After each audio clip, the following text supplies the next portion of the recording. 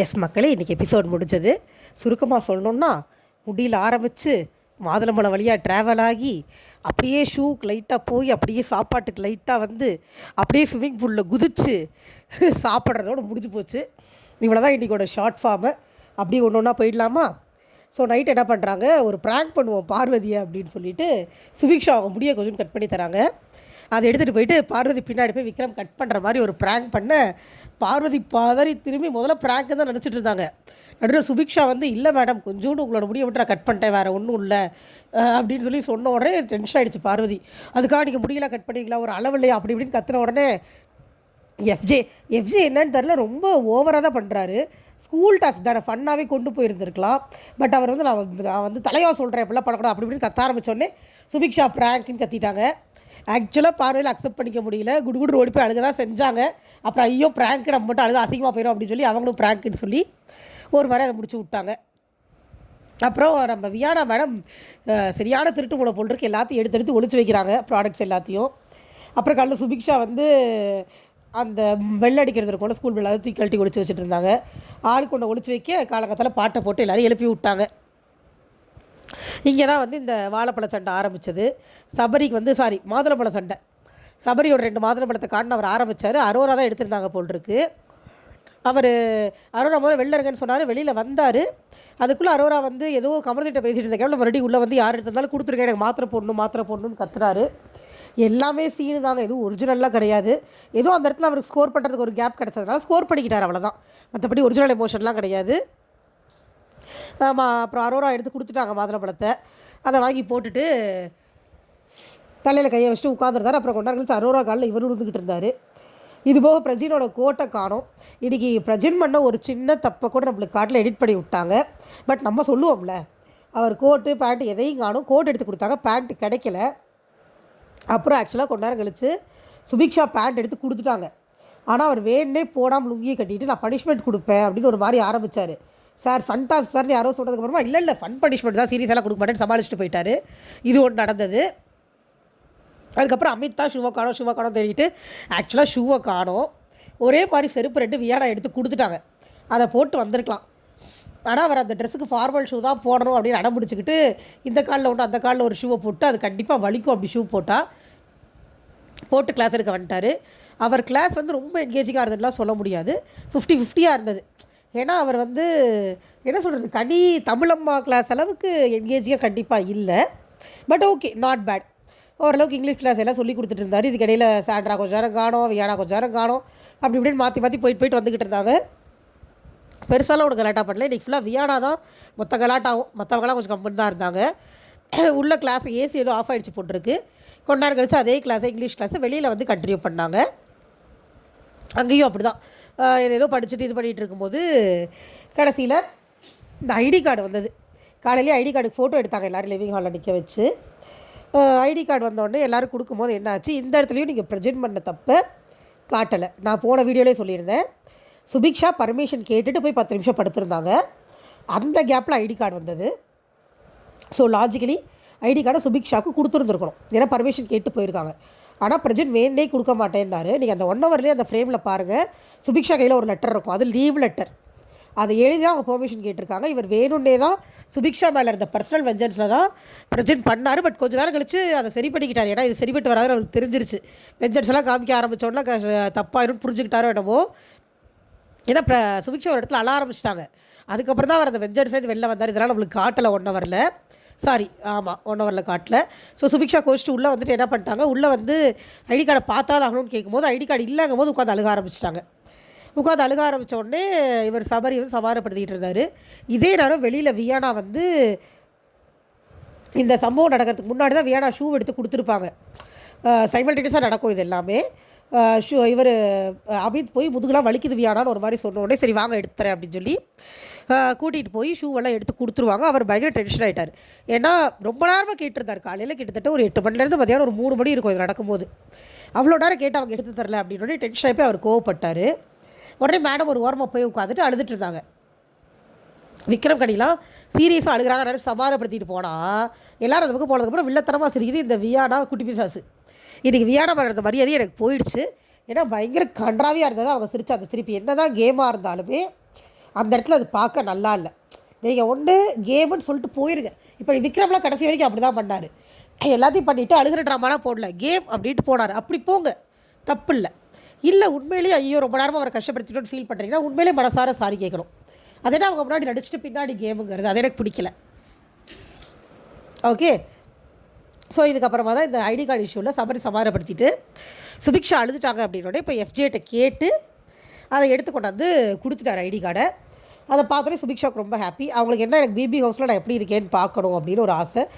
அது உண்மையிலேயே அங்கே எமோஷனலானது சுபிக்ஷா மட்டும்தான். வியானாவோட எமோஷன்லாம் நம்ம ப்ரொமோவில் பார்த்ததெல்லாம் பொய், உண்மை கிடையாது. சபரியுமே ட்ராமா மாதிரி தான் தெரிஞ்சுது. சுபிக்ஷா உண்மையிலே எமோஷனான மாதிரி இருந்தது, அழுதுட்டாங்க பாவம். அப்புறம் சமாதானப்படுத்தி அவங்கள பேக் டு ஃபார்ம் கூட்டிகிட்டு வந்துட்டாங்க. அதுக்கப்புறம் தமிழம்மா கிளாஸ் உண்மையிலே ஜாலியாக போச்சு. ஏன்னா ஒரு திருக்குறளும் சொல்லி கொடுத்து திருக்குறளை வந்து அவங்கள 2 டீமாக பிரிச்சுட்டாங்க. இந்த பக்கம் ஒரு டீம், அந்த பக்கம் ஒரு டீம்னு பிரித்து அந்த ஒரு திருக்குறளில் 7 வேர்ட்ஸ் இருக்கும் இல்லையா? ஸோ எத்தனை வேர்ட்ஸ் கரெக்டாக சொல்கிறாங்களோ அத்தனை பாயிண்ட்டுன்னு போட்டு அழகாக இருந்தது திருக்குறள் எல்லாமே. போய் உட்காந்து நம்மளுக்கே படிக்கணும் போல் தோணுச்சு. அதில் வந்து ஆச்சரியப்பட வேண்டிய விஷயம் என்னென்னா, சாண்ட்ரா வந்து எல்லா குறளும் கரெக்டாக சொன்னாங்க. எந்த வாயால் தமிழ்நாடு சரியில்லைன்னு சொன்னாங்களோ அதே வாயால் தமிழ் திருக்குறள் பிக் பாஸ் சொல்ல வச்சார். அங்கே நிற்கிறார். எனக்கு ரொம்ப பிடிச்சிருந்தது அந்த இடம் ஃபுல்லாக. சூப்பராக சொன்னாங்க எல்லா திருக்குறளும். அதை சொல்லி பிடிச்சிட்டு இருக்கோம். இந்த பக்கம் பிரசிடென்ட் கிட்ட யாரோ கேட்டாங்க, என்ன சார் ஏதோ பழிவாகிறேன்லாம் சொல்லி பேண்ட்டு போடல லுங்கியில் உட்காந்தீங்க, அப்புறம் அப்படியே உட்காந்துட்டீங்க. அப்படிங்கும்போது அவர் வேறு வழி இல்லைனா இனிமேல் ஒன்றும் பண்ண முடியாது, இழுத்துட்டு போட்டு நாளைக்கு பார்த்துக்கலாம் அப்படின்னு அதெல்லாம் காமெடியாக பேசிகிட்டு இருந்தாங்க. அதெல்லாம் எல்லாமே ஃபன்னாக தான் இருந்தது. அது எதுவுமே சீரியஸாலாம் இல்லை. நான் மத்தியானம் லஞ்ச் மேட்டர் நான் சொல்லவே இல்லை பாருங்கள். இதில் ஐயோ இது ஒரு ஃப்ளோவில் நடக்கலையா, கன்ஃபியூஸ் ஆகி போய் நானும் குழம்பிட்டேன். அந்த லஞ்ச் மேட்டர் வந்து அந்த அமித் பிரச்சனை, ஷூ பிரச்சனைக்கு அப்புறமா நடந்தது. எல்லாருக்கும் லஞ்ச் போட்டு கொடுத்தாங்களா, அந்த இடத்துல ரம்யா ஒரு தேவையில்லாத சீன், எஃப்ஜேவும் தேவையில்லாத கோவம். 2 பேருமே எக்ஸ்ட்ரீமாக தான் போய் பண்ணிகிட்டு இருந்தாங்க. ரம்யா அப்போ தான் ஒரு கேக்கை சாப்பிட்டு முடிச்சுட்டு வந்து பசிக்குது கொடுக்க அடிச்சு அவர் வெயிட் பண்ண தான் சொன்னார். ஒரு ஃப்ராக்ஷன் ஆஃப் செகண்ட் இருந்திருக்கும், ஒரு 2 செகண்ட், ஒரு 10 செகண்ட் இருந்திருக்கும். அதுக்குள்ளே எனக்கு சாப்பாடே வேண்டாம் அப்படின்னு போய் நேராக பிரசிடென்ட்டை போய் கம்ப்ளைண்ட் பண்ணேன். பிரசிடென்ட் வந்து கொடுக்க சொன்னேன். எஃப்ஜே டென்ஷன் ஆகிடுச்சு. எல்லாரையும் வந்து வெயிட் பண்ண சொன்னேன், கொடுக்க மாட்டோமா அப்படின்னா அதில் பார்வதி ஒரு ஸ்கோர், நான் கொடுக்க சொன்னேன் கொடுக்கலான்னு. மொத்தத்தில் ரம்யா காய்ச்சி போச்சு. அந்த முதல்ல திவாகருக்கு ஒன்று பண்ணிச்சில்ல, காதுலேயே வாங்காமல் கத்தி ஒரு பேட் இம்ப்ரெஷன் க்ரியேட் பண்ண ட்ரை பண்ணிச்சில்ல, அதை பண்ணாங்க. அதை எஃப்ஜே கண்டுபிடிச்சிட்டாரு. அதனால் அவரவே கொஞ்சம் பர்சனலாக டென்ஷன் ஆகிட்டார். ஃபஸ்ட்டு சாரி கேட்க சொல்லி யாரும் பேசுகிறப்ப அவர் கேட்க மாட்டேன்ட்டார். அதெல்லாம் கேட்க முடியாது, அது என்னடா ஒரு 5 நிமிஷம் வெயிட் பண்ண சொன்னால் இவங்களால் வெயிட் பண்ண முடியாதா, தேவையில்லாமல் சீன் க்ரியேட் பண்ணுறாங்க அப்படின்னு அவர் கற்றுறாரு. அப்புறம் இதை வந்து விக்ரம் ஒரு கண்டென்ட்டாக பிடிச்சிக்கிட்டாரு. சரி ஏதாவது பண்ணுவோம் அப்படின்ட்டு போய் உட்காந்து போராட்டம்லாம் பண்ணாங்க. அவர் ஒரு வழியாக எஃப்ஜே சாரி கேட்டார். ஐயோ அதுக்குள்ளே முடிஞ்சிருச்சே, வட போச்சே அப்படிங்கிற மாதிரி ஆயிடுச்சு இவங்களுக்கு. புலம்பிட்டு தான் இருந்தாங்க. சரி கொஞ்சம் பெருசாக போயிருக்கலாம், சீக்கிரம் முடிஞ்சிருச்சு அப்படின்னு. எல்லாமே கண்டென்ட்டுங்க, எதுவுமே உண்மை கிடையாது. ஆனால் ரம்யா காமிக்கிற வெஞ்சன்ஸ் உண்மை. அங்கே எது உண்மைன்னு ஒன்று இருக்குல்ல, ரம்யா காமிக்கிற வெஞ்சன்ஸ் உண்மை, எஃப்ஜே டென்ஷனாக இருந்தது உண்மை. மற்ற ஸ்டூடெண்ட்ஸ் பண்ணுற இதெல்லாம் வந்து ஜஸ்ட்டு கண்டென்ட்டுக்காக ஜாலியாக தான் பண்ணிகிட்டு இருக்காங்க. ஆனால் ரம்யா தயவு செஞ்சு அனுப்பிடுங்க. இந்த வாரம் ஒஸ்ட்டு டு த கோராக போயிட்டாங்க. இதுக்கு மேலே அவங்க தேவையில்லை. எஃப்ஜேவே தேவையில்லாம் வார்த்தையை விடுறாரு, கோவப்படுறாரு, பயங்கர ஷார்ட் டெம்பர் ஆகிட்டார். போன ஒரு வாரம் நல்லா இருந்தாருன்னு ஒரு வார்த்தை சொன்னாங்க, மறுபடியும் பழைய மாதிரி ஆகிட்டார். இந்த வாரம் ஒன்றும் சொல்கிறக்கு இல்லை. இந்த கண்டென்ட் முடிஞ்சது. இதுக்கப்புறமா ஸ்விம்மிங் பூல் கண்டென்ட்டு. இவர் ஆக்சுவலாக முதல்ல வியானா தான் ஒம்பளுத்துருக்காங்க, அதை நம்மளுக்கு காட்டலை. சும்மா உட்காந்துட்டு இருந்தால் விக்ரமோட டிஷர்ட் எடுத்துகிட்டு போய் அவங்க முதல்ல தண்ணியில் போட்டாங்களாம். அதுக்கு பதிலுக்கு தான் விக்ரம் வந்து நானும் போடுவேன் அப்படின்னு சொல்லி ஒரு 2 ட்ரெஸ்ஸை அவங்கள்ட்டே கேட்டு தான் வாங்கிட்டு வந்தார். எடுத்துகிட்டு உருகிட்டுலாம் வரல. ஏதோ ஒரு 2 ட்ரெஸ்ஸை கொடுத்து திருப்பி நானும் போடுறேன்னு சொல்லி கேரக்டரில் தான் பண்ணார். எடுத்தது போட்டது. அதுக்கப்புறம் ட்ரெஸ்ஸை தண்ணியில் போட்டாங்க 2 பேரும் மாறி. அப்புறம் வியானா பிடிச்சா அவர் தண்ணியில் தள்ளி விட்டார். எல்லாமே கண்டென்ட்டு, எல்லாமே ஜாலி, எதுவுமே சீரியஸ் கிடையாது அங்கே நடந்தது. அதுக்கப்புறம் ஃப்ரெஷ் ஆகிட்டு உள்ளே வந்தாங்க. ஐயோ அந்த கத்திரிக்காய் குழம்புல அவங்க கோதுமை மாவு போட்டப்போ எனக்கு நெஞ்சு வலியே வந்துருச்சு சீரியஸாக. அது எப்படி சாப்பிடுவாங்க 15 பேருக்கு வயிறு கெட்டு போயிடாது. இது பிக் பாஸ் வந்து ரொம்ப கொடுமைப்படுத்துகிறார். ஆனால் அவருக்கு இத்தனை வாரம் அவங்க பண்ண டார்ச்சரில் கோவம் போட்டிருக்கு. உங்களை எப்படி பழிவாகிறேன் பாடுறா அப்படின்னு சொல்லி பார்வதியை தூக்கி போட்டு விட்டார் ஃபுட்டில் சமைக்கிற இடத்துல. அடியாயங்க அந்த குழம்பு சும்மாவே பார்க்க முடியல. அதில் கோதுமை மாவை போட்டு கிண்டி அப்படி தான் இருந்தது. எப்படா சாப்பிட்றீங்க அப்படின்னு ஏதோ புலம்பிக்கிட்டே சாப்பிட்டாங்க.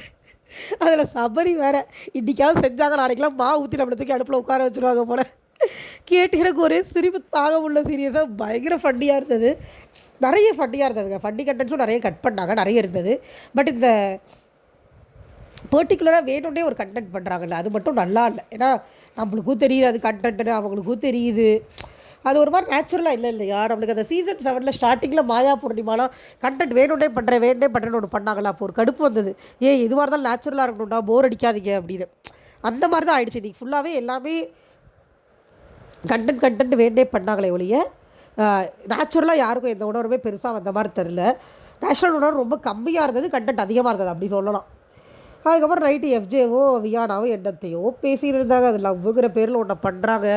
அதை பற்றி பேசுகிறதுக்கு கூட சத்தியமாக எனக்கு ஒன்றுமே இல்லை. போர் கண்டென்ட் அது. அதே மாதிரி அவங்க 2 பேரும் ரொமான்டிக்காக பேசிகிட்டு இருக்கிறதோடையே இன்றைக்கி எபிசோட் முடிஞ்சது. ஒன்றுமே இல்லைங்க, உருப்படியாக சீரியஸாக சொல்கிறேன். எல்லாமே ப்ரொமோலேயே காமிச்சிட்டாங்க. அந்த 4 ப்ரொமோ தான் வந்தது. மொத்தமே 1 ஹவர் எபிசோடில் அந்த 4 ப்ரொமோ தான். 24 ஹவர்ஸில் அந்த ப்ரொமோவே கொஞ்சம் பெருசாக வந்தது, அவ்வளோதான். வேறு ஒன்றுமே இல்லை. பரவாயில்ல. இன்றைக்கி எபிசோடுக்கு விக்ரம், சுபிக்ஷா எல்லாருமே நல்லா பண்ணாங்க. வியானாவோட கண்டென்ட் எனக்கு பிடிக்கல, ரொம்ப கிரிஞ்சாக இருந்துச்சு. ஃபஸ்ட் ஹாஃபில் பிரஜென்ட் சரியில்லை, செகண்ட் ஹாஃபில் ஒரு மாதிரி ஃபார்முக்கு வந்துட்டார். அமித் நல்லா விளையாண்டார். கமருதீனோட திருக்குறள்லாம் ஒரு மாதிரி ஸ்டைலாக சொல்லி இது பண்ணுறதார், அதெல்லாம் நல்லா இருந்துச்சு. அரோரா பாடின பாட்டு ரொம்ப அழகாக இருந்தது, கனிக் பாடின பாட்டு. எனக்கு இவங்க சாண்ட்ரா சொன்னது கூட பிடிச்சிருந்தது, திருக்குறள்லாம் சொன்னாங்க. பட் அவங்க கேரக்டர்லாம் கண்டிப்பாக மாறாது. அதில் அவங்களுக்கு அவங்க குழந்தைங்க ஃபோட்டோ காமிச்சிருப்பாங்க போல தனியாக கூப்பிட்டு. அது என்ன அவங்களுக்கு மட்டும் அந்த சலுகைன்னு தெரில. எல்லாரையும் கூப்பிட்டு ஃபேமிலி ஃபோட்டோ காமிங்க, எல்லாருக்கும் தானே விட்டு வந்த வருத்தம் இருக்கும். சேனல் சாண்ட்ராவுக்கும் பிரஜனுக்கும் பயங்கரமாக ஃபேவரிசம் பண்ணுறாங்க. இது வரைக்கும் எந்த சீசன்லேயும் யாருக்கும் உள்ளே இருக்கும்போது வெளியில் இருக்கிறவங்க ஃபோட்டோலாம் காமிச்சு ஃபேவரிசம் பண்ணதே கிடையாது. அவங்க அப்படி என்ன ஸ்பெஷல் அப்படின்னு எனக்கு தெரியவே இல்லை. சேனல் ப்ராடக்டாக சீரியலில் சான்ஸ் கொடுங்க, ரியாலிட்டி ஷோவில் ஏன் தரீங்க அப்படின்னு நம்மளுக்கு கேட்க தோணுது. 2 சீரியல் சான்ஸ் கொடுத்துருந்தா அவங்க பேசாமல் நடிச்சிட்டு இருந்திருப்பாங்க. எதுக்கு பிக் பாஸில் கொண்டாந்து போடணும்? எனக்கு தெரிஞ்ச ஏதாவது சீரியலுக்கு அக்ரிமெண்ட்லாம் பேசிவிட்டு நீங்கள் பிக் பாஸ் போயிட்டு வாங்க, எங்களுக்கு ஒரு ஹைப் வேணும், அப்புறமா உங்களுக்கு போடுறோம் அப்படிங்கிற மாதிரி தான் கான்ட்ராக்ட் பேசி தான் உள்ளே அனுப்பியிருப்பாங்க போல் இருக்குது. அது 100% அப்படி தான் தெரியுது, எனக்கு டவுட்டே இல்லை. ஓகே, ஸோ அவங்க 2 பேரும் இன்றைக்கி பெருசாக எதுவும் பண்ணவும் மாட்டாங்க. நல்ல பேரோட வெளியில் வர வைக்க தான் ட்ரை பண்ணுவாங்கன்னு எனக்கு தோணுது. ஏன்னா இருக்க வேண்டிய வில்லத்தனம்லாம் பண்ணியாச்சு. ஸோ இதுக்கு மேலே பண்ண விட மாட்டாங்க தான் நினைக்கிறேன். திவ்யா வச்சு செய்வாங்க. திவ்யா அடங்கவே மாட்டேங்குது. திவ்யாவுக்கு அந்த தன்மையே வர மாட்டேங்குது. சாண்ட்ரா கூட பேசும்போது தன்மையாக பேசுகிறாங்க, மற்றவங்கள்ட்ட பேசுகிறா எடுத்துரிச்சு பேசுகிறாங்க. ஸோ கண்டிப்பாக மாட்டுவாங்க திவ்யா. பார்க்கலாம் என்ன ஆகுதுன்னு. Thank you so much. இன்றைக்கி ரிவ்யூ ஒன்றுமே இல்லை. நாளைக்காவது தான் நல்லதாக கிடைக்கும் நம்பி இன்றைக்கி போய் தூங்குவோம். நன்றி, வணக்கம், பை பை.